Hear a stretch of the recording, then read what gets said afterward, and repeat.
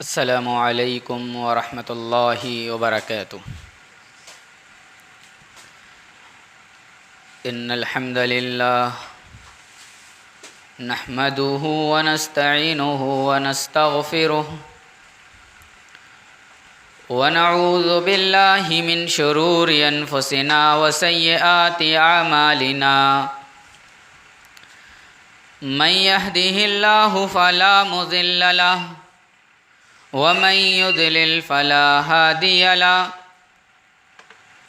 وأشهد أن لا إله إلا الله وحده لا شريك له وأشهد أن محمدا عبده ورسوله يا أيها الذين آمنوا اتقوا الله حق تقاته ولا تموتن إلا وأنتم مسلمون يا أيها الناس اتقوا ربكم الذي خلقكم من نفس واحدة وخلق منها زوجها وبث منهما رجالا كثيرا ونساء واتقوا الله الذي تساءلون به والأرحام إن الله كان عليكم رقيبا يا أيها الذين آمنوا اتقوا الله وقولوا قولا سديدا يصلح لكم أعمالكم ويغفر لكم ذنوبكم ومن يطع الله ورسوله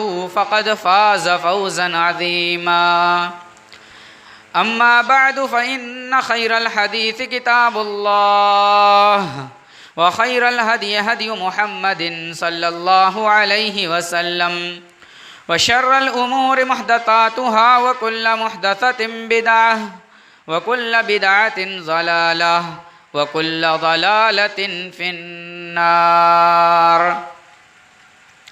أعوذ بالله من الشيطان الرجيم من حمزه ونفسه ونفقه بسم الله الرحمن الرحيم يا أيها الناس اتقوا ربكم الذي خلقكم من نفس واحدة وخلق منها زوجها وبث منهما رجالا كثيرا ونساء واتقوا الله الذي تساءلون به والأرحام إن الله كان عليكم رقيبا وقال تعالى في موضع آخر ما يلفظ من قول إلا لديه رقيب عتيد رب اشرح لي صدري ويسر لي أمري واحلل عقدة من لساني يفقهوا قولي رب زدني علما۔ حاضرین مجلس، دینی و ملی بھائیوں، نوجوان ساتھیوں، بزرگوں، پردہ نشین ماں اور بہنوں،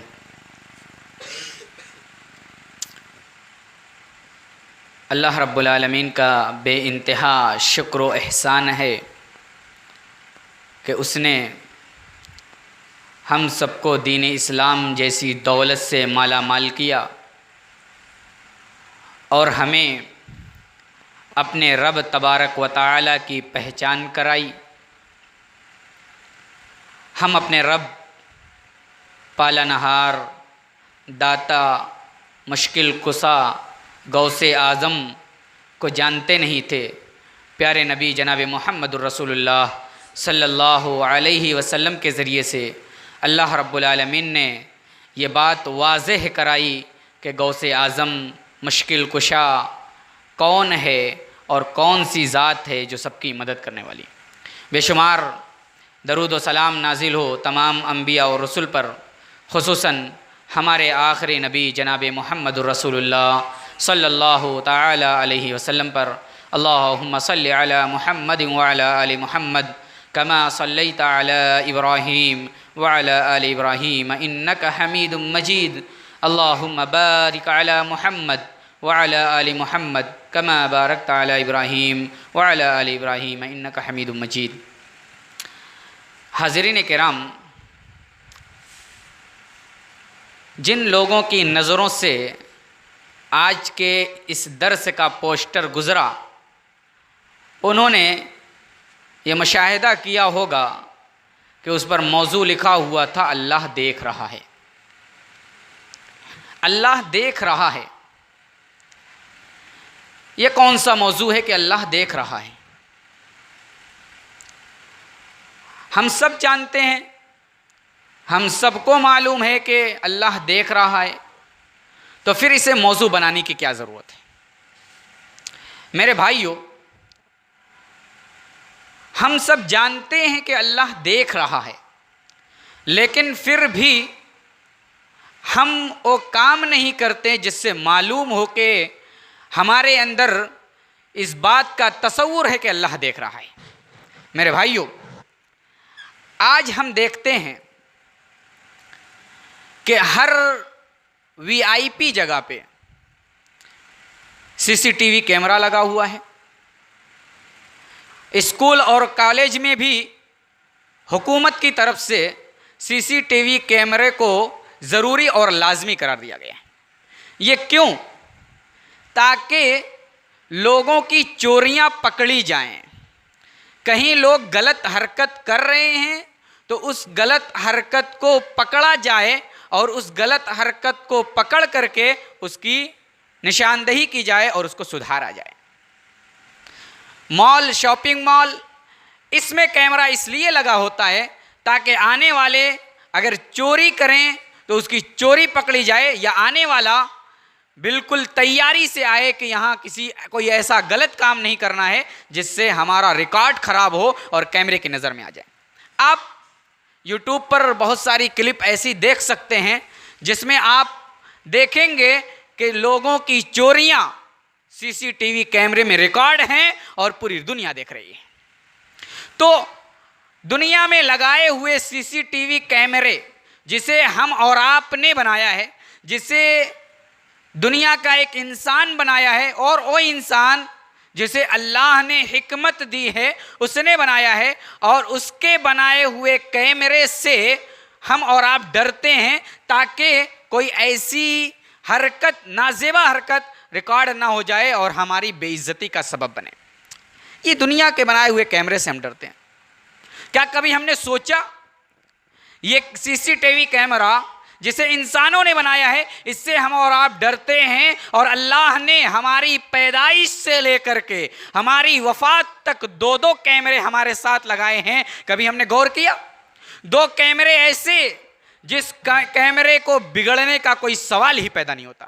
دنیا کے کیمرے بگڑ سکتے ہیں، دنیا کے کیمرے کو بند بھی کیا جا سکتا ہے، دنیا کے کیمرے کو بھی لاک بھی کیا جا سکتا ہے، لیکن اللہ نے ہمارے ساتھ جو دو کیمرے جوڑے ہیں، اس کیمرے کا تعلق ہماری پیدائش سے لے کر کے وفات تک ہے۔ ان دونوں کیمروں کے اندر ہماری ساری ایکٹیویٹی، ہماری ساری حرکات، ہمارے سارے برے فعل، ہمارے سارے اچھے فعل ریکارڈ ہوتے ہیں، اور جن ریکارڈ کو اللہ رب العالمین قیامت کے دن ویڈیو کی شکل میں ہمارے سامنے پیش کر دے گا۔ کبھی سوچا ہم نے؟ نہیں سوچا۔ اس کیمرے سے ڈرو جو کیمرہ اللہ نے ہمارے ساتھ میں لگایا ہے۔ اللہ رب العالمین قرآن مقدس کے اندر ارشاد فرماتا ہے وَإِنَّا عَلَيْكُمْ لَحَافِظِينَ كِرَامًا كَاتِبِينَ يَعْلَمُونَ مَا تَفْعَلُونَ۔ وَإِنَّا عَلَيْكُمْ لَحَافِظِينَ، اللہ نے تمہارے اوپر دو نگہبان، اللہ نے تمہارے اوپر نگہبان متعین کر دیے ہیں، اللہ نے نگرانی کرنے والا تمہارے اوپر متعین کر دیا ہے۔ جو تم کرتے ہو اس کرنی کو تمہارے نام اعمال میں فرشتے نوٹ کرتے ہیں۔ کون ہیں؟ کرامن کاتبین، لکھنے والے بزرگ فرشتے ہیں۔ بے ایمانی نہیں کرتے، ہر عمل کو اتنا ہی لکھتے ہیں جتنا بندہ کرتا ہے۔ تو اللہ نے دو کیمرے ہمارے ساتھ متعین کیے ہیں، لگائے ہیں، اور جن دو کیمرے کی تعریف اللہ نے کی ہے کرامن کاتبین۔ یہ کاتب جو ہیں، یہ لکھنے والے جو ہیں، یہ کیمرے جو ہیں، یہ کیمرے بزرگ ہستیوں کے ذریعے سے، بزرگ ہستی اللہ کی ہستی نے ہمارے اوپر لگائی ہے، اور وہ بھی کرامن کاتبین ہیں، بزرگ لوگ ہیں۔ اور یہ ایسے لوگ ہیں کہ جو ہم اور آپ اپنی زبان سے نکالتے ہیں، جو ہم اور آپ اپنے فعل سے کرتے ہیں، اپنے ہاتھ سے کرتے ہیں، اپنے پیر سے کرتے ہیں، سارے کے سارے کو ریکارڈ کرتے ہیں۔ اللہ فرماتا ہے ما یلفظ من قول الا لدیہ رقیب عتید، کوئی ایسا جملہ جو انسان بولتا ہے اللہ کے فرشتے اسے نوٹ کر دیتے ہیں. ما یلفظ من قول الا لدیہ رقیب عتید. جو اللہ نے نگہبان متعین کیے ہیں، جو رقیب متعین کیا ہے، جو اللہ نے فرشتے کی ڈیوٹی لگائی ہے، اور فرشتے ہماری زبان سے نکلنے والے ہر کلمے کو نوٹ کرتے ہیں، ہر بات کو نوٹ کرتے ہیں، اور ہر بات کو نوٹ کر کے اللہ تک پہنچاتے ہیں. میرے بھائیو، یہ اللہ نے ان فرشتوں کو یہ قدرت دی ہے. اور یہی نہیں، اللہ نے ان فرشتوں کو یہ قدرت دی ہے، اس کے باوجود اللہ رب العالمین بھی ہماری ساری ایکٹیویٹی کو جانتا ہے. اللہ جانتا ہے بندہ کیا کر رہا ہے، اللہ جانتا ہے بندہ کیا سوچ رہا ہے، اللہ جانتا ہے بندہ کیا کر چکا، اللہ جانتا ہے بندہ کیا کرنے والا ہے. اللہ رب العالمین قرآن مقدس کے اندر ارشاد فرماتا ہے یعلم، وہ جانتا ہے جو تم لوگ چھپاتے ہو، وما تخفی الصدور، اور جو تمہارے دلوں کے اندر ہے، جو تمہارے سینوں کے اندر ہے، وہ ساری چیزوں کو جانتا ہے. اللہ رب العالمین سے کوئی چیز مخفی نہیں ہے. میرے بھائیو، اللہ دیکھ رہا ہے، اللہ اپنے فرشتوں کے ذریعے سے ساری ایکٹیویٹیز کو، ساری چیزوں کو ریکارڈ کرا رہا ہے. کبھی ہم نے سوچا، کبھی ہم نے یہ غور کیا، اللہ کے یہ 2 کیمرے جو ہمارے ساتھ متعین ہیں، ہماری ساری ایکٹیویٹی نوٹ کرتے ہیں، اللہ کے سامنے جب پیش کریں گے تو ہمارا حال کیا ہوگا؟ اگر ہمارے اندر اللہ رب العالمین دیکھ رہا ہے، یہ تصور پیدا ہو جائے، یہ سوچ پیدا ہو جائے، تو ایک انسان بن جائے گا، ایک انسان اللہ رب العالمین کا برگزیدہ بندہ بن جائے گا. ایک انسان کے اندر جو حیوانیت ہے وہ حیوانیت ختم ہو جائے گی. ایک انسان کے اندر جو درندگی ہے وہ درندگی ختم ہو جائے گی. ایک انسان کے اندر جو شہوت کا جوش چڑھا ہوا ہے وہ شہوت کے جوش ختم ہو جائیں گے. صرف یہ جذبہ پیدا ہو جائے، یہ تصور پیدا ہو جائے، یہ سوچ پیدا ہو جائے کہ اللہ ہمارے سامنے ہے، اللہ ہماری ساری چیزوں کو دیکھ رہا ہے، اللہ ہماری ساری چیزوں کو دیکھ رہا ہے. یہ تصور پیدا ہو جائے تو انسان برائیوں سے بچ جائے گا، انسان گندگی سے بچ جائے گا، انسان اللہ کی معصیت سے بچ جائے گا، انسان ہر برے فعل سے بچ جائے گا. میرے بھائیو، ذرا ہم اس دن کا غور کریں، اس دن کے تعلق سے سوچیں جس دن اللہ رب العالمین کیمرے کو کھولے گا، جس دن اللہ سارے ریکارڈ کو کھولے گا. اس دن اگر ہمارے ریکارڈ کے اندر بدی ہے، ہمارے ریکارڈ کے اندر برے فعل ہیں، تو ہم کیا اس دن منہ دکھائیں گے؟ ہمارا کیا حال ہوگا؟ اس دن ہم کفے افسوس ملنے کے علاوہ کچھ نہیں ہوگا. ہم اس دن کفے افسوس ملیں گے، اس دن ہم افسوس کریں گے کاش کہ ہمارے دل کے اندر اللہ کا ڈر ہوتا، اللہ کا خوف ہوتا، اللہ کی خشیت ہوتی. میرے بھائیو، ہم اس سوچ کے ساتھ زندگی گزارے کہ اللہ دیکھ رہا ہے تو ہم برائی سے بچ جائیں گے. پیارے نبی جناب محمد الرسول اللہ صلی اللہ تعالی علیہ وسلم مدینہ ہجرت کر رہے ہیں. کہاں؟ مدینہ ہجرت کر رہے ہیں. پیارے نبی وہاں گئے، وہاں کے لوگوں کو دیکھا کہ وہاں کے لوگ ایک بہت برے فعل میں ملوث ہیں، جس میں آج ہم اور آپ بھی ملوث ہیں. ڈنڈی مارنا، چوری کرنا، تولتے ہوئے چوری کرنا، اپنے سامان کے عیب کو ظاہر نہ کرنا. سامان تولا جا رہا ہے، اس میں کمی کر دی جا رہی ہے. مدینہ کے لوگ سامان جب تولتے تھے، جب کسی کو دیتے تھے تو کم کر کے دیتے تھے، اور جب لیتے تھے تو پورا لیتے تھے. اللہ رب العالمین نے ان کے اس برے عمل کو قرآن مقدس سورہ مطففین کی ابتدائی آیات میں ذکر کیا ہے. اللہ فرماتا ہے وَيْلٌ لِّلْمُطَفِّفِينَ الَّذِينَ إِذَا اكْتَالُوا عَلَى النَّاسِ يَسْتَوْفُونَ. مطففین کے لیے ویل ہے، ڈنڈی مارنے والوں کے لیے ویل ہے، سامان کم تولنے والوں کے لیے ویل ہے. اور ویل جانتے ہیں؟ ویل کے معنی ہوتا ہے بربادی، اور ایک دوسرا معنی یہ ہوتا ہے ویل جہنم کی ایک وادی کا نام ہے. جہنم کی ایک وادی کا نام ہے، جہنم کے ایک محلے کا نام ہے، جہنم کے ایک خطے کا نام ہے. ویل للمطففین، مطففین کے لیے ویل ہے، ڈنڈی مارنے والوں کے لیے ویل ہے، اور سامان کو تولنے والوں میں جو کمی کرتے ہیں ان کے لیے ویل ہے. الذین اذا اکتالوا علی الناس یستوفون. ان کی خوبی کیا تھی؟ جب کسی سے لیتے تھے تو ڈنڈی کی طرف، داڑھی کی طرف دیکھتے تھے. اگر الیکٹرانک میٹر آج ہے تو ہم دیکھتے رہتے ہیں 1-2 گرام بھی کم نہ ہو. ایسے ہی وہ لوگ بھی تھے الذین اذا اکتالوا علی الناس یستوفون، جب لینا ہوتا تول کر کے لینا ہوتا تو برابر ترازو پر ان کی نگاہیں ہوتی کہ کہیں سے کم نہ ہو جائے، کم تول کر کے نہ دیں۔ وَإِذَا كَالُوهُمْ أَوْ وَزَنُوهُمْ يُخْسِرُونَ۔ اور دوسری خرابی کیا تھی؟ جب کسی کو دینا ہوتا، کسی کے تول کر کے دینا ہوتا تو کمی کر لیتے، چوری کر لیتے۔ وَإِذَا كَالُوهُمْ أَوْ وَزَنُوهُمْ يُخْسِرُونَ، جب کسی کو دینا ہوتا تو کم کر دیتے۔ کیا یہ لوگ دوبارہ قیامت کے دن اٹھنے پر ایمان نہیں رکھتے تھے؟ کیا یہ لوگ یہ گمان کرتے تھے کہ پھر دوبارہ نہیں اٹھائے جائیں گے؟ لیوم عظیم یوم یقوم الناس لرب العالمین، اللہ رب العالمین قیامت کے دن سارے لوگوں کو اپنے سامنے کھڑا کرے گا۔ اگر یہ تصور پیدا ہو جائے کہ اللہ کے سامنے کھڑا ہونا ہے، اللہ ہمارے ساری کرتوت کا حساب لے گا، تو انسان سدھر جائے گا، انسان برائیوں سے بچ جائے گا، انسان گندگیوں سے بچ جائے گا، انسان اللہ کی معصیت سے بچ جائے گا۔ میرے بھائیوں، ہم غور کریں آج ہمارے اندر کتنی خرابیاں ہیں۔ چوریاں ہم کرتے ہیں، ڈکیتیاں ہم کرتے ہیں، لوگوں کے ساتھ برے کام ہم کرتے ہیں، لیکن پھر بھی ہم یہ سمجھتے ہیں اللہ کے ہاں ہماری معافی ہو جائے گی۔ ہمارے اندر یہ تصور ہی نہیں کہ اللہ دیکھ رہا ہے۔ کوئی کام کرتے ہیں تو کرنے کے وقت یہ تصور ہی اٹھ جاتا ہے کہ اللہ بھی دیکھ رہا ہے۔ کوئی ایک ایسی ذات ہے جو ہماری ساری ایکٹیویٹی کو دیکھ رہی ہے، سارے اعمال کو دیکھ رہی ہے، یہ تصور ہی ختم ہو جاتا ہے۔ اس لیے آج سارے اعمال ہمارے خراب ہو رہے ہیں، آج ساری گندگیاں ہمارے اندر موجود ہیں، ساری برائیاں موجود ہیں۔ میرے بھائیوں، وہ اللہ جس کے بارے میں یہ تصور پیدا ہو جائے کہ انسان کے اندر، ایک مسلمان کے اندر، کہ اللہ دیکھ رہا ہے، تو اللہ رب العالمین کی معصیت ہی نہیں ہوگی، اللہ رب العالمین کی نافرمانی ہی نہیں ہوگی، اور جب اللہ کی نافرمانی نہیں ہوگی تو انسان نیک بن جائے گا، انسان اللہ کا برگزیدہ بندہ بن جائے گا، انسان قرآن و سنت پر عمل کرنے والا بن جائے گا۔ اور جب ایسا بن جائے گا تو اللہ رب العالمین ایسے لوگوں کو اپنا عرش کا سایہ دے گا۔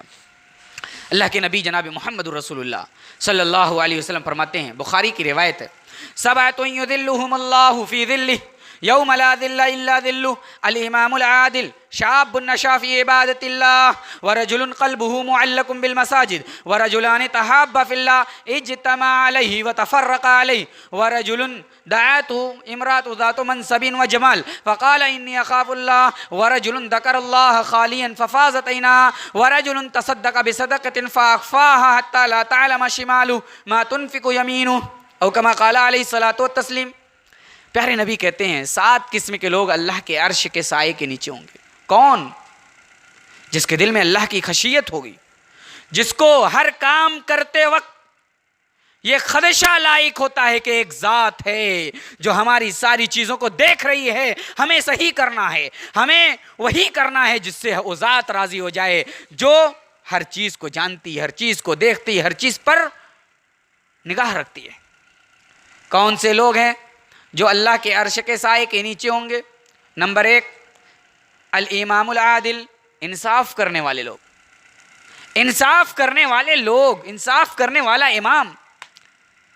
انصاف کرتے وقت اگر ایک انصاف کرنے والے فیصل اور ثالث کے دل میں یہ تصور ہو کہ اللہ دیکھ رہا ہے، ہم جو انصاف کر رہے ہیں، یہ فیصلہ کر رہے ہیں، اس فیصلے کو جو لوگ دیکھتے ہیں دیکھتے ہی ہیں، لیکن میرا رب بھی دیکھ رہا ہے، جب یہ تصور پیدا ہو جائے تو ایک فیصل، ایک ثالث، ایک جج انصاف سے فیصلہ کرے گا۔ اور جب جج کے اندر، انصاف کرنے والے کے اندر، ثالث اور فیصل کے اندر یہ تصور پیدا نہ ہو کہ اللہ بھی دیکھ رہا ہے، تو کبھی انصاف نہیں کر سکتا۔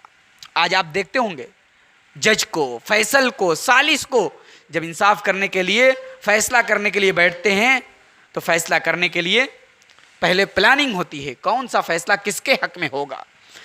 اس کے اندر یہ جذبہ اور یہ تصور نہیں ہوتا کہ اللہ دیکھ رہا ہے۔ دوسرا کون ہے؟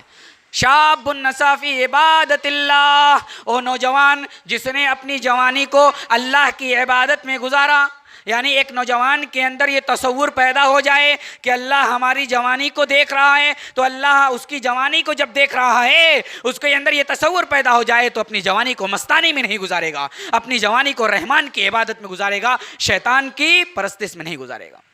تو اللہ کی عبادت ایک نوجوان کرے اس وقت کرے گا جب ایک انسان، ایک نوجوان کے اندر یہ تصور ہو جائے کہ اللہ دیکھ رہا ہے۔ وَشَابٌ نَشَأَ فِي عِبَادَةِ اللَّهِ وَرَجُلٌ قَلْبُهُ مُعَلَّقٌ بِالْمَسَاجِدِ، ایک ایسا آدمی جس کا دل مسجد سے لگا ہوا ہوتا ہے۔ مسجد سے کس کا دل لگا ہوا ہوتا ہے؟ وہی جس کو یہ معلوم ہے کہ اللہ ہماری ایکٹیویٹی کو دیکھ رہا ہے، اللہ ہمارے بارے میں دیکھ رہا ہے۔ معلوم ہے اللہ کو کہ ہم مسجد میں بیٹھے ہیں یا سنیما خانے میں بیٹھے ہیں، ہم مسجد میں بیٹھے ہیں یا پان کی دکان پر بیٹھے ہیں، ہم مسجد میں بیٹھے ہیں یا دوستوں کے ساتھ بیٹھ کر کے گپ شپ کر رہے ہیں۔ ایک انسان کے اندر جب یہ پیدا ہو جائے اللہ ہمارے سارے اعمال کو دیکھ رہا ہے، تو انسان کو یہ شوق پیدا ہو جائے گا، چلو مسجد میں بیٹھ کر کے کچھ اللہ کی عبادت کر لیں، کچھ جملے اللہ کی حمد و ثنا کے لیے بول لیں۔ اللہ ہماری ایکٹیویٹی کو دیکھتا ہے۔ وَرَجُلَانِ تَحَابَّا فِي اللَّهِ اجْتَمَعَا عَلَيْهِ وَتَفَرَّقَا عَلَيْهِ، دو آدمی ایسے جنہوں نے اللہ کے لیے محبت کی اور اللہ کے لیے دشمنی کی۔ یہ دو آدمی جنہوں نے یہ دیکھا کہ یہ محاید ہے، یہ مسلمان ہے، اسے محبت کرنی چاہیے صرف اللہ کے لیے، کسی مفاد کے لیے نہیں، کسی دعوت کے لیے نہیں، صرف اللہ کے لیے۔ یہ اسی وقت ہوگا جب یہ تصور پیدا ہو جائے کہ اللہ دیکھ رہا ہے۔ وَرَجُلٌ دَعَتْهُ امْرَأَةٌ ذَاتُ مَنْصَبٍ وَجَمَالٍ فَقَالَ إِنِّي أَخَافُ اللَّهَ، ایک ایسا آدمی جس کو ایک خوبصورت جاہ و منصب والی عورت، مالدار عورت دعوت زنا دے تو اس زنا کی دعوت پر کہہ دیتا ہو انی اخاف اللہ، میں اللہ سے ڈرتا ہوں۔ یہ کب ہوگا؟ ایک نوجوان کے سامنے ہیروئن موجود ہے، ایک نوجوان کے سامنے خوبصورت عورت موجود ہے، مالدار عورت موجود ہے، اور مالدار عورت جوانی، اس جوانی میں مستانی کی طرف بلا رہی ہے، اس جوانی میں برائی کی طرف بلا رہی ہے۔ ایک نوجوان کہہ دے اللہ دے کا خوف ہے، یہ کب ممکن ہے؟ جب ایک انسان کے اندر، ایک نوجوان کے اندر یہ تصور ہو کہ اللہ اس برے فعل پر بھی ہماری نظر رکھتا ہے۔ میرے بھائیوں، ہمارے اندر یہ تصور پیدا ہو جائے اللہ دیکھ رہا ہے، ایک نوجوان برائی سے بچ سکتا ہے۔ آج آپ نے دیکھا آصفہ کا مسئلہ چل رہا ہے۔ آصفہ کو جو 3 مہینے پہلے تقریباً ان کے ساتھ زنا کر کے 8 مردوں نے اس 8 سالہ بیچاری لڑکی کے ساتھ بلاತ್ಕಾರ کیا، اس کے ساتھ زنا کیا، نعوذ باللہ ثم نعوذ باللہ۔ ہمارے اندر اگر تصور پیدا ہو جائے کہ اللہ دیکھ رہا ہے، گناہ سے بچ سکتے ہیں۔ اور خبروں کے ذریعے سے معلوم ہوا ہے کہ یہ لوگ اپنے معبود کے سامنے مندر میں جا کر کے اس سے زنا کر رہے ہیں۔ یہی فرق ہے ایک مسلمان کے اندر اور غیر مسلموں کے اندر۔ مسلمان کے اندر جب اللہ کا تصور آ جائے تو انسان گناہ چھوڑ سکتا ہے، لیکن غیر مسلم اگر ان کے اندر اپنے معبودوں کا تصور آئے تو بھی وہ معبود کے سامنے جا کر کے زنا کریں گے، تو بھی معبود کے سامنے جا کر کے بلاत्कार کریں گے، معبود کے سامنے جا کر کے ایک 8 سالہ لڑکی کی جان لیں گے، ان کے ساتھ گناہ کریں گے۔ یہی فرق ہے ایک مسلمان، ایک اللہ والے اور غیر اللہ والے کا۔ غیر اللہ کے دلوں میں اپنے معبودوں کی عزت نہیں ہوتی، اپنے معبودوں کی عزت نہیں ہوتی، معبودوں کے سامنے غلط کام ہو رہا ہے کوئی حرج نہیں۔ اور ایک مسلمان پکا سچا موحد اگر اس کو اللہ کا تصور گناہ کرتے ہوئے آ جائے تو ضرور بھی ضرور وہ اللہ کے خوف سے، اللہ کے ڈر سے گناہ کو چھوڑ دے گا۔ وَرَجُلٌ دَعَتْهُ امْرَأَةٌ ذَاتُ مَنْصَبٍ وَجَمَالٍ فَقَالَ إِنِّي أَخَافُ اللَّهَ وَرَجُلٌ تَصَدَّقَ بِصَدَقَةٍ فَأَخْفَاهَا حَتَّى لَا تَعْلَمَ شِمَالُهُ مَا تُنْفِقُ يَمِينُهُ، ایک ایسا آدمی جس نے صدقہ کیا دائیں ہاتھ سے تو بایاں ہاتھ بھی نہ جان پائے، ایسا آدمی تب کرے گا جب اس کے اندر یہ ڈر ہو، اس کے اندر یہ تصور ہو کہ اللہ دیکھ رہا ہے۔ اور آخری وَرَجُلٌ ذَكَرَ اللَّهَ خَالِيًا فَفَاضَتْ عَيْنَاهُ، ایک ایسا آدمی جب اللہ کو یاد کرے، قرآن کی آیتوں کو پڑھے، قرآن کی آیتوں کے معنی کو معلوم کریں، جنت اور جہنم کے بارے میں جو آیتیں ہیں اس کو پڑھے، جہنم کے عذاب کو اس کے سامنے ذکر کیا جائے تو اس کی آنکھوں سے آنسو جاری ہو جائے، اور راتوں کی تنہائی میں اللہ کو یاد کرے تو اس تنہائی کے عالم میں بھی آنسو جاری ہو جائے، تو یہ آدمی اللہ کے عرش کے سائے کے نیچے ہوں گے، اور آنسو اسی وقت جاری ہوگا جب یہ تصور پیدا ہوگا کہ اللہ دیکھ رہا ہے، اللہ حق دیکھ رہا ہے، اللہ ہمارے سارے اعمال سے واقف ہے، ہمارے سارے حرکات و سکنات سے واقف ہے۔ یہ تصور پیدا ہو جائے تو انسان گناہوں سے بچ جائے گا۔ اور اللہ کی رحمت کتنی وسیع ہے میرے بھائیوں، اللہ کی رحمت کتنی وسیع ہے، اس کی رحمت کی وسعت کا اندازہ آپ کو کرنا ہے تو ایک حدیث سامنے رکھیے۔ حضرت ابو ہریرہ رضی اللہ تعالیٰ عنہ کہتے ہیں کہ پیارے نبی جناب محمد الرسول اللہ صلی اللہ علیہ وسلم نے فرمایا کہ اللہ تعالیٰ فرماتا ہے قال اللہ تعالی، اللہ فرماتا ہے، جانتے ہیں جس حدیث کے بارے میں اللہ کے نبی جناب محمد رسول اللہ صلی اللہ علیہ وسلم یہ کہیں کہ اللہ تعالیٰ فرماتا ہے، ایسی حدیث کو کیا کہتے ہیں؟ اسی کو معلوم ہے؟ حدیث قدسی، یعنی اللہ کے نبی ڈائریکٹ اللہ رب العالمین سے روایت کرتے ہیں، کہتے ہیں اللہ کے نبی کہ اللہ تعالیٰ فرماتا ہے کہ جو میرے بندے نے اگر کسی نیک عمل کی تمنا کی، نیک عمل کی خواہش کی کہ وہ نیک عمل کرے گا، تو اللہ رب العالمین اس نیک عمل کی خواہش کرنے کے بعد ہی ایک عمل، ایک نیکی اس کے لیے لکھ دیتا ہے۔ اگر وہ اس عمل کو کر لیتا ہے تو اسے اللہ 10 نیکی یا اس سے زیادہ بڑھا کر کے دیتا ہے۔ ایک بندہ اگر نیکی کے کرنے کو سوچ لے، ایک بندہ اگر اللہ رب العالمین کو راضی کرنا سوچ لے، نیکی کرنا سوچ لے، تو اللہ رب العالمین وہ کرتا بھی نہیں ہے تو ایک نیکی اسے مل جاتی ہے، اور اگر کر لے تو اس کو 10 اور اس سے زیادہ بڑھا کر کے اللہ دیتا ہے۔ پھر اللہ کے نبی نے فرمایا ایک بندہ جب کسی گناہ کے بارے میں سوچتا ہے، کسی گناہ کے بارے میں سوچتا ہے تو میں اسے معاف اس وقت تک کر دیتا ہوں جب تک کہ اس کو عمل میں نہ لائے، اور اگر عمل کر لیتا ہے، وہ گناہ کر لیتا ہے، تو جتنا گناہ کیا ہے اتنی ہی سزا اس کے نامہ اعمال میں لکھی جاتی ہے۔ اللہ کے نبی صلی اللہ علیہ وسلم کہتے ہیں کہ اللہ تبارک و تعالیٰ فرشتے نے کہا رب ذاکا عبدن، اے اللہ ایک بندہ یہ جو تیرا ایک بندہ ہے، یہ بندہ برائی کرنا چاہتا ہے۔ اللہ تعالیٰ کہتا ہے فرشتوں اس کے عمل کو دیکھتے رہو، اگر یہ برائی کر لے تو جتنا کیا ہے اتنا ہی لکھ دو، اور اگر یہ برائی کو چھوڑ دے، کرے نہیں، تو اس برائی کا ارادہ اس نے کیا ہے اور برائی کا ارادہ ترک کر دیا تو اس کے لیے ایک نیکی لکھ دو، کیونکہ اس نے میرے ڈر سے، میرے خوف سے اس نے اس برائی کو چھوڑا ہے۔ اللہ کے نبی صلی اللہ علیہ وسلم کہتے ہیں فرشتوں سے اللہ کہتا ہے ارکبو، اس کے عمل کو دیکھتے رہو، اس کے عمل کی نگرانی کرتے رہو، اگر یہ عمل برائی والا کر دیتا ہے تو اتنا ہی لکھ دو جتنا اس نے کیا ہے، اور اگر یہ برائی والا عمل نہیں کرتا اور چھوڑ دیتا ہے تو اس کے لیے نیکی لکھ دو۔ اور کیوں لکھ دو؟ اس لیے کہ اس نے میرے ہی ڈر سے کیا ہے۔ تو اگر اللہ کا خوف پیدا ہو جائے اور یہ تصور پیدا ہو جائے اللہ دیکھ رہا ہے تو پھر کیا ہوگا؟ برائی سے بچ جائیں گے۔ اگر ایک انسان کے اندر اللہ کا ڈر پیدا ہو جائے اور یہ تصور پیدا ہو جائے کہ اللہ دیکھ رہا ہے، اللہ ہمارے حرکات و سکنات سے واقف ہے، تو ہماری عبادتیں بھی ویسی ہونے لگیں گی جیسے ہمارے نبی کی اور ہمارے نبی کے صحابہ کی عبادتیں ہوا کرتی تھی۔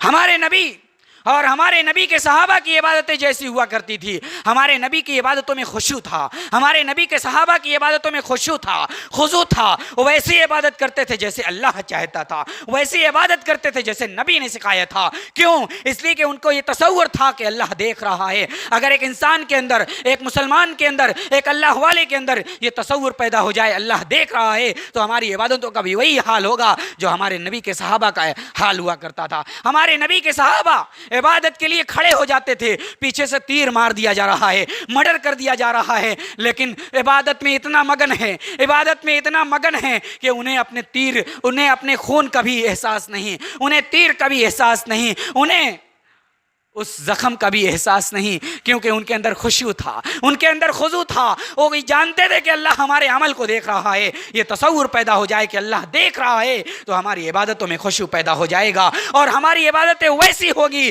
جیسے پیارے نبی جناب محمد رسول اللہ صلی اللہ علیہ وسلم نے کرنے کا حکم دیا ہے۔ حدیث جبریل اٹھائیے، پیارے نبی جناب محمد رسول اللہ صلی اللہ علیہ وسلم نے حدیث جبریل میں ایک جملہ ارشاد فرمایا۔ یہ حضرت جبریل علیہ السلام کے جواب میں، سوال کے جواب میں کہا تھا۔ حضرت جبریل نے پوچھا اے پیارے نبی بتائیے مل احسان، احسان کیا ہوتا ہے؟ احسان کس چیز کا نام ہے؟ اب میں احسان کی تفصیل میں جاؤں تو احسان 2 طرح کا ہوتا ہے۔ احسان ایک بندوں سے تعلق رکھتا ہے، ایک اللہ سے تعلق رکھتا ہے، ادھر میں نہیں جاؤں گا۔ میں یہ بتاؤں گا کہ احسان کیا ہے عبادت کے تعلق سے۔ پیارے نبی صلی اللہ علیہ وسلم نے جبریل امین کے سوال کے بعد جواب دیتے ہیں ان تعبد اللہ کأنک تراہ فإن لم تکن تراہ فإنہ یراک۔ عبادت ایسے کرو کہ تم اللہ کو دیکھ رہے ہو، عبادت ایسے کرو کہ تم اللہ کو دیکھ رہے ہو۔ اگر یہ تصور پیدا نہ ہو تو اتنا تو تصور ہو کہ اللہ ہمیں دیکھ رہا ہے۔ ان تعبد اللہ کأنک تراہ، اللہ ہمیں دیکھ رہا ہے، اتنا تصور ہو، عبادت کریں گے اگر یہ تصور پیدا ہو جائے اللہ ہمیں دیکھ رہا ہے تو پھر ہماری نمازوں میں جو حرکات ہوتی ہیں، کبھی ہم ٹوپی بناتے ہیں، کبھی اپنے بال کو صحیح کرتے ہیں، کبھی اپنے کرتے اور شرٹ اور پینٹ کی شلوٹیں صحیح کیا کرتے ہیں، کبھی کچھ کرتے ہیں، کبھی دانت میں پھنسے ہوئے اناج یا گوشت وغیرہ کو چھڑایا کرتے ہیں، یہ ساری ایکٹیویٹی آج ہماری نمازوں میں ہے۔ کیوں؟ یہ تصور نماز پڑھتے وقت بھی نہیں ہے کہ اللہ ہمیں دیکھ رہا ہے۔ اگر اللہ ہمیں دیکھ رہا ہے، یہ ہماری عبادتوں کے وقت تصور پیدا ہو جائے تو ہماری عبادتوں کا وہی حال ہوگا جو ہمارے نبی کے صحابہ کا ہوا کرتا۔ اللہ کے نبی جناب محمد الرسول اللہ صلی اللہ علیہ وسلم نے ارشاد فرمایا، یہ رواہ ابن ابی دنیا کی روایت ہے، حضرت معاذ رضی اللہ تعالیٰ عنہ راوی حدیث ہیں، کہتے ہیں اللہ کے نبی نے فرمایا اعبد اللہ کأنک تراہ، تم اللہ کی عبادت ایسے کرو جیسے اللہ تمہیں دیکھ رہا ہے، اور اعدد نفسک من الموت۔ بہت پیاری بات پیارے نبی جناب محمد رسول اللہ صلی اللہ علیہ وسلم نے کہی ہے، اپنی موت کو ہمیشہ شمار کرو، کب موت آ جائے، کب اللہ کا اجل آ جائے، کب فرشتہ آ جائے، ملک الموت آ جائے اور ہماری روح کو قبض کر لے، یہ ہمیشہ یاد رکھو۔ جب یہ تصور پیدا ہو جائے کہ اللہ دیکھ رہا ہے تو ہماری عبادتیں صحابہ کے طریقے پر ہونے لگیں گی اور ہم ہمیشہ اپنی موت کو یاد رکھیں گے۔ اگر یہ تصور پیدا ہو جائے کہ اللہ دیکھ رہا ہے تو پھر ہم گناہوں سے بچ جائیں گے۔ آج مادیت کا دور ہے، آج ہر فرد بشر کے ہاتھوں میں انٹرنیٹ 4G جیو موجود ہے۔ وہ جیو اور 4G کا استعمال کیسے کرتا ہے، صحیح طریقے سے کرتا ہے یا غلط طریقے سے کرتا ہے، اس کا استعمال جائز کرتا ہے یا ناجائز کرتا ہے، یہ تو ہم نہیں بتا سکتے، استعمال کرنے والا بتا سکتا ہے۔ لیکن جب ایک انسان کے اندر اللہ کا ڈر ہو جائے اور یہ محسوس ہو جائے کہ یہ موبائل ہم چلاتے ہیں کوئی نہیں دیکھتا، اللہ تو دیکھ رہا ہے، یہ موبائل ہم چلا رہے ہیں کسی کی نظریں اس پر نہیں ہیں، اللہ کی نظر تو ہے، تو انسان گناہوں سے بچ جائے گا۔ آج لوگ کہتے ہیں کہ بڑا خراب دور آ گیا ہے، ہر طرف اس کو بند کر دیں، ہر طرف برائی، ہر طرف برائیوں کا بازار گرم ہے، برائیوں میں ملوث ہیں۔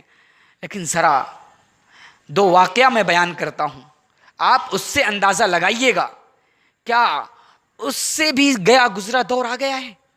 کیا اس سے بھی برا دور آ گیا ہے؟ جو آج ہم کہتے ہیں کہ برائی کا دور ہے، برائی سے نکلنا بڑا مشکل ہے، اس سے بھی برا دور آ گیا ہے۔ آپ اگر اس حدیث کو سنیں گے تو پتہ چلے گا ابھی وہ دور نہیں آیا ہے۔ اللہ کا ڈر پیدا ہو جائے کہ انسان کے اندر تو برائی سے بچ جائے گا۔ حدیث غار کے نام سے آپ لوگوں نے حدیثیں سنی ہوں گی۔ پیارے نبی جناب محمد رسول اللہ صلی اللہ علیہ وسلم بیان کرتے ہیں کہ بنی اسرائیل میں 3 شخص تھے جو کہیں جا رہے تھے، راستے سے گزر رہے تھے، بارش، آندھی، پانی آنے لگا، کیا کریں، کہیں چھپنے کا کوئی ٹھکانہ نہیں، کوئی ایسا جان پہچان کا بھی نہیں ہے کہ اس کے گھر چلے جائیں، سب انجانے ہیں۔ ایک پہاڑ دکھا، ایک کھو دکھی، تینوں نے مشورہ کیا چلو اس کھو کے اندر، اس پہاڑ کے اندر ہم چھپ لیتے ہیں۔ تینوں پہاڑ کے اندر داخل ہوتے ہیں۔ پہاڑ کے اندر جیسے ہی داخل ہوتے ہیں ایک چٹان اوپر سے آ کر کے اس کے منہ پر گرتا ہے، اور چٹان جیسے گرتا ہے پہاڑ کے کھو کے اندر اندھیرا چھا جاتا ہے، منہ بند ہو گیا، سارے لوگ گوفے کے اندر موجود ہیں، اب نکلنے کا کوئی چانس نہیں ہے، کوئی موقع نہیں ہے، کیسے نکلیں؟ اتنی طاقت بھی نہیں ہے کہ اس چٹان کو تینوں مل کر کے ہٹا لیں۔ اب تینوں نے مشورہ کیا چلو آج ہم اپنے عمل کا جائزہ لیتے ہیں، ہم نے کوئی عمل اللہ کے لیے کیا ہے یا نہیں، اس کا جائزہ لیتے ہیں۔ تینوں نے غور کیا، تینوں نے اپنے عمل کو جانچا، تینوں نے اپنے زندگی کی ڈائری کو پلٹا، پوری زندگی میں کیا کیا ہے، کون سا کام اللہ کے لیے کیا ہے، کون سا کام ہم نے دکھاوے کے لیے کیا ہے۔ زندگی کے پنے کو پلٹا، زندگی کی ڈائری کو کھولا، اس میں کچھ عمل ایسے بھی پائے جنہیں اللہ کے لیے کیا تھا۔ انہی میں سے ایک ہے جو کہتا ہے اے اللہ، اے بار الہ، میری ایک چچا زاد بہن تھی جو بڑی غریب تھی، کلاش تھی، کھانے پینے کا انتظام نہیں تھا، اس نے میرے پاس آ کر کے کہا مجھے کچھ دینار ادھار اور قرض دے دو تاکہ میں اپنے روزی روٹی کا انتظام کر لوں، اور جب میرے پاس آئے گا تو میں تمہیں دے دوں گی۔ وہ کہتا ہے اے میری بہن، تم اگر اپنے جسم کو میرے لیے ہبہ کر دو تو میں تمہیں یہ 100 دینار ہبہ کرتا ہوں، میں یہ تمہیں پیسہ دینے کے لیے تیار ہوں۔ اس نے کہا یہ تو غلط کام ہے، یہ برا کام ہے، یہ اللہ کی معصیت والا کام ہے۔ وہ تیار نہیں ہوا، کہا جب تک تم اپنے جسم کو ہبہ نہیں کرو گی میں یہ نہیں دوں گا۔ بیچاری کلاش تھی، بھوک سے مری ہوئی تھی، بھوک سے مجبور تھی، بھوک میں وہ بیچاری اپنے جسم کو ہبہ کرنے کے لیے تیار ہوئی، ہبہ کرنے کے لیے تیار ہوئی۔ یہیں سے یہ مسئلہ معلوم ہوا کہ اگر کوئی آدمی بھوکا ہے، غریب ہے، کلاش ہے، اس کے اندر اس کو کھانے پینے کی چیزیں موجود نہیں ہیں اس کے پاس، تو مجبور ہو کر کے غلط کاری کر سکتا ہے۔ اسی لیے مسلمانوں کو اپنے آس پڑوس والوں کا خیال رکھنا چاہیے۔ اسلام یہ تعلیم دیتا ہے کہ اپنے پڑوسیوں کا خیال رکھو تاکہ ان کے پیٹ بھرنے کا انتظام ہو جائے اور غلط کاری پر نہ لپکیں۔ تو وہ عورت بیچاری اپنے جسم کو مجبور ہو کر کے ہبہ کرنا چاہیے۔ دونوں آپس میں اکٹھا ہوئے، قریب تھا کہ عورت کے ساتھ غلط سلوک ہوتا، عورت کے ساتھ بدکاری ہوتی۔ عورت نوجوان، لڑکا نوجوان، اس نوجوانی کے عالم میں ایک مرد ایک عورت موجود ہے، جن دونوں کے درمیان ایک تیسرا شیطان ہے جو برائی کرانے کے لیے ہمیشہ تگ و دو کرتا ہے۔ جب مرد اس کے ساتھ بدسلوکی کرنا چاہا، اس کے جسم کو تار تار کرنا چاہا، وہ عورت بول پڑتی ہے اے بندے خدا، تو اللہ سے ڈر اور اس مہر کو بلا کسی جائز طریقے سے نہ کھول۔ اے بندے خدا، تو اللہ سے ڈر، اللہ کا خوف رکھ، اور میری مہر کو تم حرام طریقے سے نہ کھولو۔ وہ بندہ کہتا ہے کہ یہ جملہ کہنا تھا اس عورت کا، میں اللہ سے ڈر گیا اور میں نے اس کے جسم کو چھوڑ دیا، اور جو 100 دینار اس کو دینا تھا میں نے اسے دے بھی دیا اور اسے واپس نہیں لیا۔ اے اللہ، اگر یہ کام تیری رضا کے لیے کیا ہے، تجھے راضی کرنے کے لیے کیا ہے، تو اے اللہ چٹان کو کھول دے، اتنا کھول دے کہ آسمان نظر آنے لگے۔ اللہ نے اس کی دعا قبول کی۔ معلوم ہوا کہ یہ بدکاری کرتے وقت اگر آدمی بدکاری نہ کرے، عین بدکاری کے وقت اللہ سے توبہ کر لے، اللہ بڑا خوش ہوتا ہے۔ تو میرے بھائیو، جب یہ تصور پیدا ہو جائے کہ اللہ دیکھ رہا ہے، تب یہ آدمی یہ کر سکتا ہے کہ بدکاری کے کرتے وقت، بدکاری کے عین وقت پر بھی آدمی بدکاری کو چھوڑ کر کے اللہ کا خوف اپنے اندر پیدا کر سکتا ہے۔ ایک اور واقعہ، حضرت یوسف علیہ السلام نوجوان ہیں، ہٹے کٹے نوجوان ہیں۔ یوسف علیہ السلام جس محل میں پلتے ہیں وہ عزیز مصر کا محل تھا، مصر کے بادشاہ کا محل تھا۔ عزیز مصر کی بیوی حضرت یوسف علیہ السلام کی خوبصورتی پر اس کا دل آ گیا اور حضرت یوسف علیہ السلام کو بہکانا شروع کر دی، ان سے غلط کاری کرانا شروع کرنا چاہا۔ حضرت یوسف علیہ السلام کو اپنے جال میں، اپنے فندے میں پسانا چاہا، لیکن حضرت یوسف علیہ السلام بھاگتے رہے کہ اس غلط کاری میں شامل نہیں ہوگا۔ لیکن وہ عورت اتنے داؤں پیچ کرنے لگی کہ گھر کے سارے دروازے کو بند کرنا چاہا اور سارے دروازے کو بند کر دیا۔ اب یوسف کہاں جائیں گے میرے چال سے بچ کر کے؟ اب کس طرف جائیں گے؟ سارا دروازہ بند، میں اور یوسف، کوئی اور موجود نہیں ہے، اب تو یوسف کو غلط کاری کرنی ہی پڑے گی۔ یوسف علیہ السلام کو بہکایا، بہلانا اور پھسلانا شروع کیا، لیکن یوسف اللہ والے تھے، ان کے سامنے یہ تصور موجود تھا، اللہ اس کمرے میں میں اور یہ عورت موجود ہے، تیسرا اللہ دیکھ رہا ہے، میں یہ کبھی نہیں کروں گا۔ اللہ نے سورہ یوسف کے اندر اس کو نوٹ کیا ہے، اللہ نے نقل کیا ہے، وراودته التي هو في بيتها عن نفسه وغلقت الابواب وقالت هيت لك قال معاذ الله انه ربي احسن مثواي انه لا يفلح الظالمون۔ اللہ فرماتا ہے عزیز مصر بہلانا اور فسلانا شروع کیا، آ جاؤ عزیز، آ جاؤ یوسف میرے پاس آ جاؤ۔ حضرت یوسف نے کہا معاذ اللہ، اللہ کی پناہ ہے، میں اس غلط کام کو کیسے کر سکتا ہوں جبکہ میرے والد، میرے گھر والوں نے، میرے بھائیوں نے مجھے بلا ٹھکانے کر دیا تھا، اور میرے اللہ نے عزیز مصر کے ذریعے سے مجھے ٹھکانہ دلوایا، اور اب میں اسی کے گھر میں رہ کر کے اسی کی عزت سے میں کھلواڑ کروں، ایسا کبھی نہیں ہو سکتا، میں ظالموں سے نہیں ہو سکتا، اور ظالموں سے اللہ خوش نہیں ہوتا اور ظالموں کو کامیاب نہیں کرتا۔ میرے بھائیوں، یہ یوسف علیہ السلام نوجوان تھے، چاہتے تو گناہ کر سکتے تھے، نوجوانی میں کوئی بچ نہیں سکتا ایسے موقع پر، لیکن جس کے دل میں یہ تصور ہو کہ اللہ دیکھ رہا ہے، یہ اللہ دیکھ رہا ہے، تو پھر ایک انسان گناہوں سے بچ جائے گا، برائیوں سے بچ جائے گا۔ ایک انسان کے اندر جب یہ اللہ کا تصور پیدا ہو جائے کہ اللہ دیکھ رہا ہے، تو اسے صرف اللہ رب العالمین پر ایمان ہوگا اور اسے جنت پانے کی تڑپ ہوگی۔ ان الذین یخشون ربهم بالغیب لهم مغفرۃ واجر کبیر۔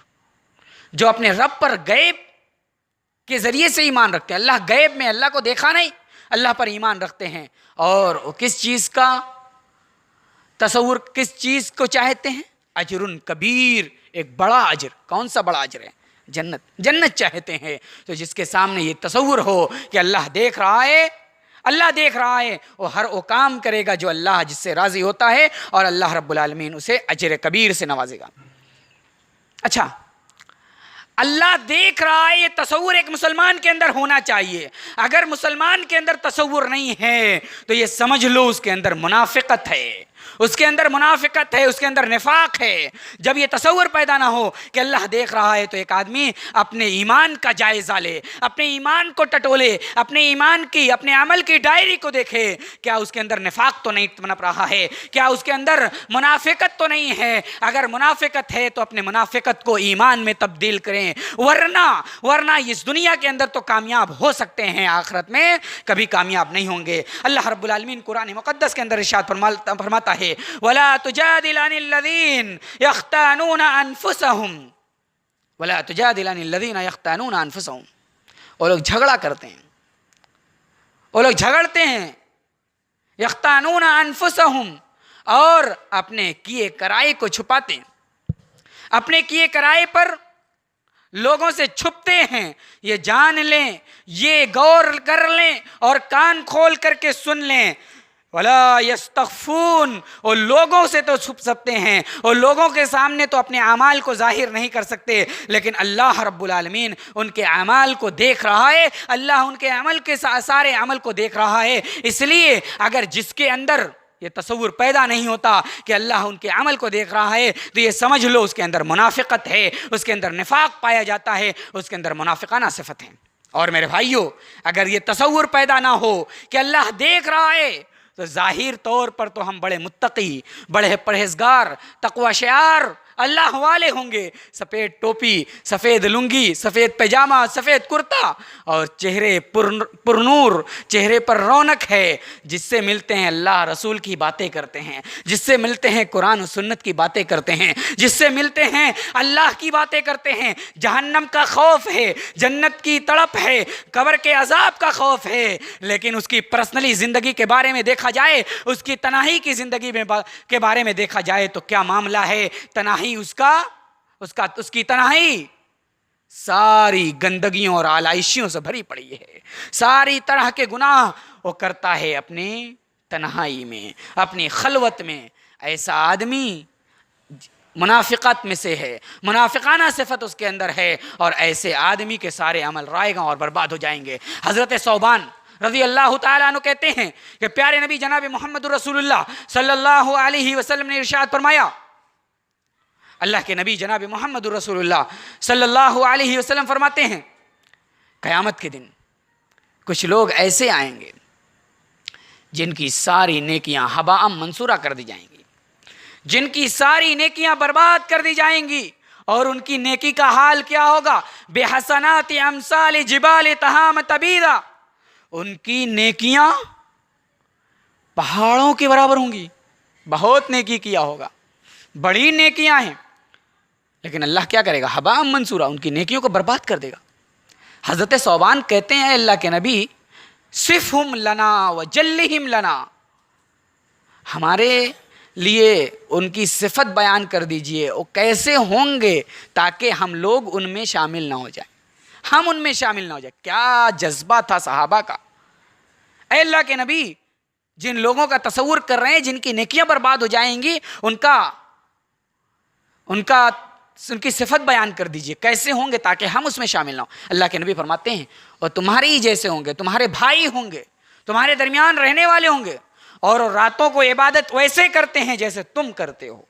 لیکن یہ بات یاد رکھو، جب وہ تنہائیوں میں ہوں گے، جب وہ اکیلے میں ہوں گے، ان کے ساتھ کوئی نہیں ہوگا، ایک کمرے میں بند ہوں گے، اندھیرے میں ہوں گے، تو بے محارم اللہ انتہکوہا، ایسے ایسے محارم کا ارتکاب کریں گے، ایسے ایسے گناہ کا ارتکاب کریں گے جس گناہ کے کرنے کی وجہ سے ان کی ساری نیکیاں برباد ہو جائیں گی، سارے نیکیاں رائگاں ہو جائیں گی۔ آج ذرا ہم تصور کریں، ہم ظاہری طور پر تو بڑے متقی ہیں، داڑھی بھی ہے، کرتا پیجامہ بھی ہے، ٹوپیاں بھی ہیں، اللہ رسول کی باتیں بھی ہیں، لیکن ہمارا تنہائی، ہماری خلوت کیا ہے؟ ہماری خلوت کا کیا حال ہے؟ ہماری خلوت میں ہمارے ساتھ موبائل ہوتی ہے، موبائل میں کیسی کیسی ویڈیوز ہم دیکھتے ہیں، ہماری خلوت میں کیا ہو رہا ہے یہ ہم جانتے ہیں۔ اگر ہماری خلوت صحیح ہے تو جلوت بھی، ہماری جلوت کا بھی فائدہ ہوگا۔ اگر جلوت صحیح ہے، خلوت صحیح نہیں ہے، تو ہماری جلوت کا صحیح ہونا، اگر ہمارے اندر اللہ کا ڈر نہیں ہے اور یہ تصور نہیں کہ اللہ دیکھ رہا ہے، تو پھر ہم طرح طرح کے گناہ کریں گے اور کوئی جوں تک ہمارے اوپر نہیں رہے گا۔ اچھا، ہم اپنے اندر یہ تصور پیدا کیسے کریں؟ کیسے یہ تصور پیدا ہو کہ اللہ دیکھ رہا ہے؟ یہ بھی تو جاننا ضروری۔ پہلی چیز، 4 چیزیں بتا کر کے اپنی باتیں ختم کروں گا۔ پہلی چیز، آپ اللہ کے 99 نام ہیں، اللہ کے 99 نام ہیں، اس سے زیادہ بھی نام ہیں، لیکن 99 نام ہم اور آپ جانتے ہیں۔ اللہ کے 99 نام ہیں جسے اللہ کے نبی صلی اللہ علیہ وسلم اور اللہ تعالیٰ نے قرآن کے ذریعے سے ہمیں بتایا ہے۔ اللہ کے بے شمار نام ہیں جنہیں بہت سارے نام ہم جانتے بھی نہیں ہیں، لیکن 99 نام کو تو ہم جانتے ہیں۔ ان 99 نام کو ہم پڑھیں، یاد کریں، اور 99 نام کا مطلب سمجھیں، اور پھر اسی کے مطابق عمل کریں۔ انشاءاللہ ہمارے اندر یہ تصور پیدا ہو جائے گا کہ اللہ ہمیں دیکھ رہا ہے۔ اللہ کا ایک نام علیم ہے، اللہ کا ایک نام حفیظ ہے، اللہ کا ایک نام قدیر ہے، اللہ کا ایک نام رقیب ہے، اللہ کا ایک نام جبار ہے، اللہ کا ایک نام قہار ہے، اللہ کا ایک نام رزاق ہے۔ یہ سارے نام اللہ کے ہیں، 99 نام ہیں۔ اللہ کے نام کے معنی کو سمجھیں۔ اللہ حفیظ ہے، اللہ ہماری حفاظت کرنے والا ہے، اللہ علیم ہے، اللہ ہمارے ساری چیزوں کو جاننے والا ہے، اللہ رقیب ہے، اللہ ہمارے سارے چیزوں کو دیکھتا ہے، اللہ کی نگاہ سارے اعمال پر ہیں۔ ہمارے وکیل صاحب کا نام عبدالرقیب ہے، عبدالرقیب، رقیب کا بندہ، یعنی اللہ سارے لوگوں کی ایکٹیویٹی اور سارے لوگوں کے اعمال کو دیکھتا ہے۔ رقیب، اللہ نگہبان ہے ساری چیزوں کا، تو رقیب نام ہے تو رقیب جیسا عمل بھی ہونا چاہیے، تاکہ اللہ رب العالمین ہمارے اعمال کو، ہمارے اعمال ویسے ہوں جیسے اللہ چاہتا ہے۔ میرے بھائیوں، اللہ کے نام رقیب ہے، اللہ دیکھ رہا ہے۔ ان اللہ کان علیکم رقیبا، اللہ سورہ نساء کی آیت کریمہ میں ارشاد فرماتا ہے، اور اس آیت کریمہ کو خطبہ نکاح میں بھی ہم پڑھتے ہیں۔ ان اللہ کان علیکم رقیبا، اللہ رقیب ہے، اللہ نگہبان ہے۔ تو ہم یہ تصور پیدا کریں کہ اللہ دیکھنے والا ہے، اللہ ہمیں ہمارے اعمال کو دیکھ رہا ہے، تو پھر ہمارا یہ تصور پیدا ہو جائے گا اللہ ہمارے اعمال کو دیکھتا ہے، اللہ ہمارے سامنے ہے، اور اللہ ہماری ساری ایکٹیویٹی کو دیکھتا ہے۔ دوسرا کام کیا کرنا ہے؟ یہ تصور کرنا ہے، یہ یقین رکھنا ہے کہ اللہ رب العالمین قیامت کے دن ہمارے منہوں پر مہر لگا کر کے ہمارے ہاتھوں کے ذریعے سے، ہمارے پیروں کے ذریعے سے حساب لے گا، بلوائے گا۔ اللہ رب العالمین ان کو طاقت دے دے گا بولنے کی کہے گا بولو پیر سے اس بندے نے کیا کیا, ہاتھ سے کیا کیا, آنکھ سے کیا دیکھا, کان سے کیا سنا, ہاتھ سے کیا پکڑا, کہاں گیا, کیسے گیا. یہ ساری چیزوں کو اللہ رب العالمین قیامت کے دن ان ساری چیزوں سے پوچھوائے گا, انسانی چیزوں کو قوت گویائی دے گا. اللہ سورہ فصلت کے اندر یا سورہ حامیم سجدہ کے اندر ارشاد فرماتا ہے وَيَوْمَ يُحْشَرُ أَعْدَاءُ اللَّهِ إِلَى النَّارِ فَهُمْ يُوزَعُونَ. قیامت کے دن اللہ کے دشمنوں کو قیامت جہنم کی طرف گھسیٹ کر کے لے جایا جائے گا. اللہ کے دشمنوں کو جہنم میں لے جائے گا, جہنم کے قریب اللہ رب العالمین کے فرشتے لے کر کے جائیں گے. اور پھر کیا ہوگا, حتی اذا ما جاؤوها شہید علیہم, جب وہاں سارے لوگ اللہ کے دشمن, اللہ کے نافرمان اکٹھا ہو جائیں گے, اللہ رب العالمین ان پر گواہ بنائے گا. ان کے کانوں کو سمعہم و ابصارہم و جلودہم, ان کے کان گواہی دیں گے, ان کی آنکھ گواہی دے گی, ان کے چمڑے گواہی دیں گے, ان کے چمڑے گواہی دیں گے کہ اس نے کیا کیا ہے, اس نے کیا کیا عمل کیا ہے. ہم اپنی زبان کو کنٹرول میں رکھیں اور اپنے ہاتھ کو کنٹرول میں رکھیں, اپنے اعضائے جسمانی کو کنٹرول میں رکھیں, کوئی برا عمل نہ کریں, ورنہ یہی ہمارا عمل, یہی ہمارا ہاتھ گواہی دے گا. اور اس قیامت کے دن ہم اپنے زبان کو, ہم اپنے ہاتھ کو, اپنے پیر کو کوسیں گے اور کہیں گے ہم نے تمہارے لیے, تمہاری خواہش کو پورا کرنے کے لیے سارا کام کیا تھا, یہ سارا کیا دھرا تمہارے ہی لیے کیا تھا, آج تمہارے ہی میں تم میرے ہی خلاف بول رہے ہو. وہ کہے گا اللہ نے تمہیں قوت گویائی دی تھی کہ دنیا کے اندر, آج اللہ ہمیں قوت گویائی دے رہا ہے, آج ہم تمہارے بارے میں ساری گواہیاں دیں گے, تم نے کیا کیا تھا, کیا نہیں کیا تھا, کتنے گل کھلائے تھے, کتنے اچھے کام کیے تھے. اللہ سورہ یاسین کے اندر ارشاد فرماتا ہے الیوم نختم علی افواہہم وتکلمنا ایدیہم وتشہد ارجلہم بما کانوا یکسبون. اللہ قیامت کے دن منہوں پر مہر لگا دے گا, ہمارے اعضائے جسمانی سے بلوائے گا, ہمارے اعضائے جسمانی, ہمارے ہاتھوں, ہمارے پیروں کو اللہ زبان قوت دے دے گا, قوت گویائی دے دے گا, اور اللہ رب العالمین کے سامنے وہ بیان کریں گے. تیسری چیز جس کے ذریعے سے اللہ کا تصور پیدا ہو جائے کہ اللہ ہمارے سامنے موجود ہے, وہ کیا ہے؟ تیسرا یہ کہ یہ اس بات کا تصور جب ہو کہ اللہ ہمیں دیکھ رہا ہے تو اس کو بھی سوچنا پڑے گا کہ ہم برائی کہاں کر رہے ہیں, کس سرزمین میں, کس جگہ بیٹھ کر کے برائی کر رہے ہیں. اگر ایک آدمی کو یہ معلوم ہو جائے کہ جہاں بیٹھ کر کے, جس کمرے میں بیٹھ کر کے, جس زمین پر بیٹھ کر کے ہم برائی کر رہے ہیں, اور زمین بھی قیامت کے دن گواہی دے گی, تو انسان بچ جائے گا اور اللہ رب العالمین کی معصیت سے اپنے آپ کو بچائے گا. اللہ سورہ زلزال کے اندر ارشاد فرماتا ہے اذا زلزلت الارض زلزالها واخرجت الارض اثقالها وقال الانسان ما لها يومئذ تحدث اخبارها. جس دن اپنی زمین اپنی ساری خبروں کو واضح کر دے گی, ساری خبروں کو بیان کر دے گی. زمین کس زمین پر بیٹھ کر کے کیا, کون سی چارپائی تھی, کون سی کرسی تھی, کون سی جگہ تھی, ساری جگہوں میں کس جگہوں میں بیٹھ کر کے برائی کیا تھا, یہ ساری چیزوں کو اللہ بیان کرا دے گا اس زمین سے. تو میرے بھائیوں, جہاں بیٹھ کر کے برائی کر رہے ہیں وہاں بھی اس بات کا تصور ہو کہ یہ زمین گواہی دے گی, اور اس بات کا تصور ہو کہ اللہ ہمیں دیکھ رہا ہے, تو پھر برائی سے بچ جائیں گے. اور برائی سے بچنا ہے, برائی سے بچنا ہے تو کثرت سے نیک عمل کرنا پڑے گا. کثرت سے نیک عمل کرو, آدمی برائی سے بچ جائے گا. اور جو کثرت سے نیک عمل کرتا ہے اس کے سامنے برائیاں بھی اس کے لیے بہت بری ہوتی ہیں, بہت خراب اسے لگتا ہے. پیارے نبی جناب محمد رسول اللہ صلی اللہ علیہ وسلم نے فرمایا ایک آدمی تھا بنی اسرائیل میں جس نے 99 قتل کر دیا تھا. کون؟ 99 قتل کر دیا تھا. اب 99 قتل کرنے کے بعد اسے یہ تصور ہوا کہ بہت گناہ کیا ہے, چلو توبہ کریں. توبہ کے لیے نکلا, لوگوں سے معلوم کیا کہ کوئی ایسا آدمی ہے جو بتائے مجھے کہ توبہ کی کوئی شکل ہے. لوگوں نے ایک راہب کے پاس بھیج دیا, جاؤ راہب بتا سکتا ہے کہ توبہ کیسے ہے. وہ آدمی راہب کے پاس جاتا ہے. راہب کسے کہتے ہیں؟ عبادت کرنے والا, بہت بڑا عبادت گزار تھا. وہ آدمی راہب کے پاس گیا اور جا کر کے پوچھتا ہے کہ میں 99 انسان کا قاتل ہوں, کیا میرے لیے توبہ ہے؟ اور راہب کہتا ہے کہ اتنا بڑا جرم کیا ہے اور توبہ کے لیے آیا ہے, کوئی توبہ نہیں ہے. کہا جب توبہ ہی نہیں ہے تو چلو تمہارا بھی خاتمہ کرتے ہیں, چلو تمہیں بھی قتل کرتے ہیں. لہٰذا اس نے اس راہب کا بھی خاتمہ کر دیا. پھر بھی اس کے طلب تھی کہ توبہ کیا جائے, اللہ سے گناہ کی معافی مانگی جائے. لوگوں سے معلوم کیا کہ کوئی توبہ کی شکل ہے. لوگوں نے کہا ایک فلاں بستی میں فلاں عالم رہتے ہیں، جاؤ ان کے سامنے جاؤ، کوئی نہ کوئی شکل نکالیں گے. وہ آدمی اس عالم کے پاس جا کر کے کہتا ہے میں نے 99 کا قتل کر دیا ہے، کوئی توبہ ہے؟ توبہ کی کوئی شکل ہے؟ توبہ کی شکل موجود ہے، توبہ ضرور ہے. تمہارے عمل جو تم نے کیا ہے اس پر توبہ ضرور ہے، جاؤ تم فلاں بستی میں چلے جاؤ، وہاں نیک لوگ رہتے ہیں اور اللہ سے توبہ کرو، اللہ تمہاری گناہ کو معاف کرے گا.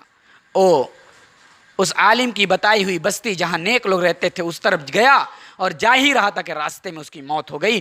اور پھر اس کے بعد اب 2 فرشتے آئے، برائی کے فرشتے، برائی نوٹ کرنے والے اور اچھائی نوٹ کرنے والے فرشتے آئے.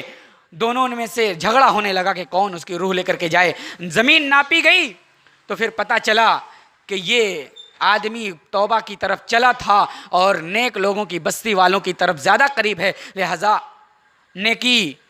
نیک لوگوں کی روح قبضے کرنے والے فرشتے اس کو لے جائیں گے، لہذا وہ نیکی والے لوگوں میں شمار ہونے لگا. کہنے کا مقصد یہ ہے کہ 99 اور 100 آدمی کا قاتل، یہ قاتل جب 99 قتل کر کے راہب کے پاس گیا، عبادت گزار کے پاس گیا، تو عبادت گزار کے سامنے جب اپنا مسئلہ رکھا تو عبادت گزار کو یہ بہت برا لگا کہ 99 آدمی کا قتل کیا ہے، توبہ کیسے ہے. کہنے کا مطلب یہ ہے کہ ایک عابد کے اندر، ایک عبادت گزار کے اندر جب وہ عابد ہوتا ہے، عبادت گزار ہوتا ہے تو اس کو برائی بہت بری معلوم ہوتی ہے. جیسے اس 99 آدمی کے قاتل جب اس عبادت گزار کے پاس گیا تو عبادت گزار نے جب سن کر کے ہی اسے برا معلوم ہوا اور صاف انکار کر دیا، کوئی توبہ کی چیز نہیں ہے. ایک چیز اور معلوم ہوئی کہ اگرچہ آدمی عبادت گزار بہت زیادہ ہے لیکن عالم کے برابر نہیں ہو سکتا.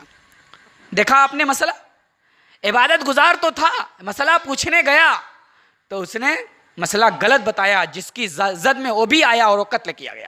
اور ایک عالم کے پاس گیا جس نے مسئلہ بتایا تو اس کی توبہ ہو گئی. تو عالم اور عابد میں یہی فرق ہے، ایک بہت بڑا عابد اور ایک عالم، دونوں کے اندر بہت بڑا فرق ہے. تو یہ چیزیں ہیں جن کے ذریعے سے ہم اللہ کا تصور یہ پیدا کر سکتے ہیں کہ اللہ میرے سامنے ہے، اللہ ہماری ساری ایکٹیویٹی کو دیکھ رہا ہے. میرے بھائیوں، ہم پیارے نبی جناب محمد رسول اللہ صلی اللہ علیہ وسلم کی تعلیمات کے مطابق عمل کریں. حضرت عمر بن خطاب رضی اللہ تعالیٰ عنہ کا زمانہ ہے. حضرت عمر بن خطاب خلیفہ وقت ہیں، راتوں کو گشت لگا رہے ہیں، راتوں کو لوگوں کی نگہبانی کے لیے نکل رہے ہیں.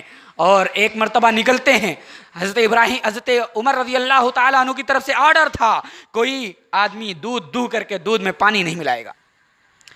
رات کو گشت کر رہے ہیں، گھر کے پاس سے گزرتے ہیں، ایک عورت اپنی بیٹی سے کہتی ہے اے بیٹی دودھ میں پانی ملا دے، دودھ میں پانی ملا دے. بیٹی کہتی ہے اے ماں، عمر بن خطاب خلیفہ وقت کا فیصلہ ہے کہ شدھ دودھ بیچا جائے گا، اس میں پانی نہیں ملایا جائے گا، دھوکہ نہیں دیا جائے گا، اور آپ کہہ رہی ہیں پانی ملا دو. اس کی ماں کہتی ہے کون عمر یہاں دیکھ رہے ہیں، عمر کون یہاں موجود ہے کہ تم یہ کہہ رہی ہو کہ عمر کا فیصلہ ہے.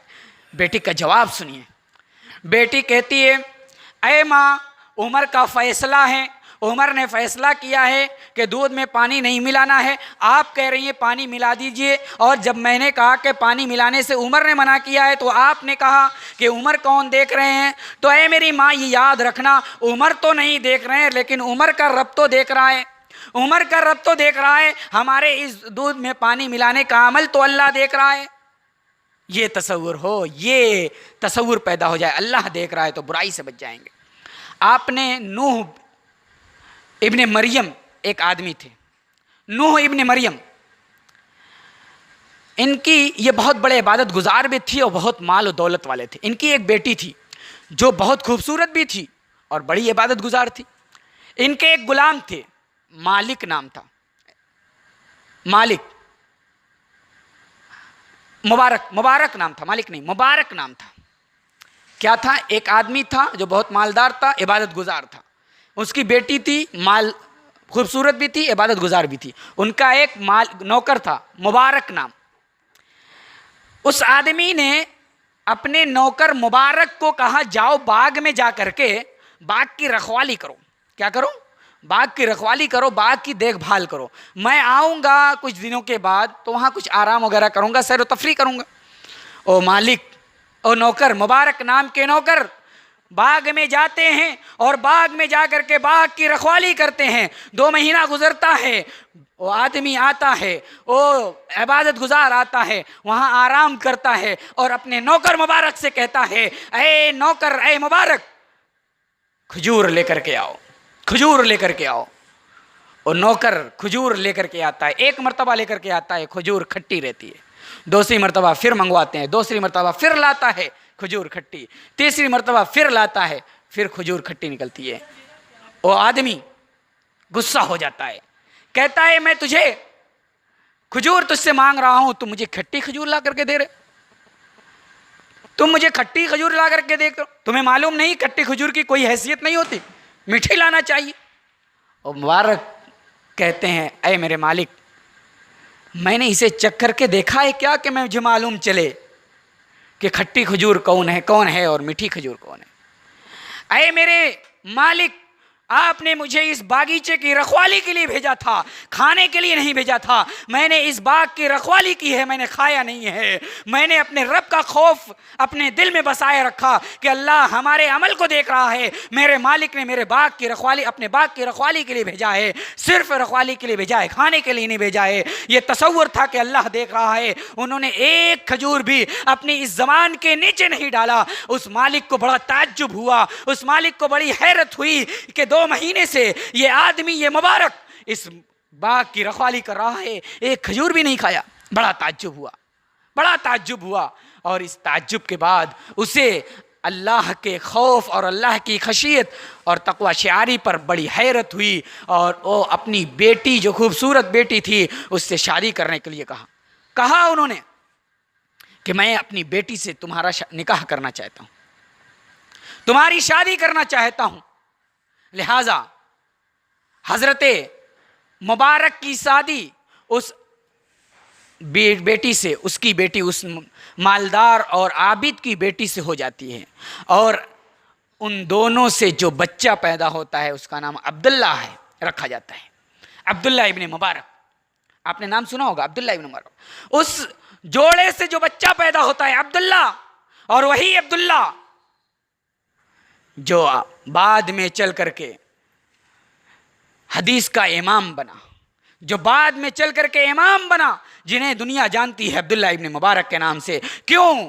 باپ متقی تھا, باپ پرہیزگار تھا, باپ نے جیسی تعلیم اور تربیت دی تھی ویسا بچہ پیدا ہوا, بچے سے بچہ نکلا, اور بچہ ایک محدث اور ایک بہت بڑا عالم بنا جو عبداللہ ابن مبارک کے نام سے مشہور ہوا. تو میرے بھائیوں, یہ تصور ہو کہ اللہ دیکھ رہا ہے تو ہم بڑے سے بڑے گناہ سے بچ سکتے ہیں, بڑے سے بڑے وبال سے بچ سکتے ہیں, اور بڑے سے بڑے کرائم سے بچ سکتے ہیں. لیکن جب یہی تصور ختم ہو جائے کہ اللہ دیکھ رہا ہے تو پھر بڑے سے بڑے کرائم, بڑے سے بڑے جرائم, زنا, جوا, شراب, اور اس سے بڑا جو گناہ ہو سکتا ہے مرڈر, قتل, یہ ساری چیزیں بالکل عام ہو جائیں گی. جب اللہ کے بارے میں یہ تصور نہ ہو کہ اللہ ہمیں دیکھ رہا ہے تو ہم اللہ سے یہی دعا کرتے ہیں, بار الہ تو ہم سب کے اندر, ہم سب کے دلوں کے اندر یہ تصور پیدا کر دے کہ تیری ذات ساری چیزوں کو دیکھ رہی ہے.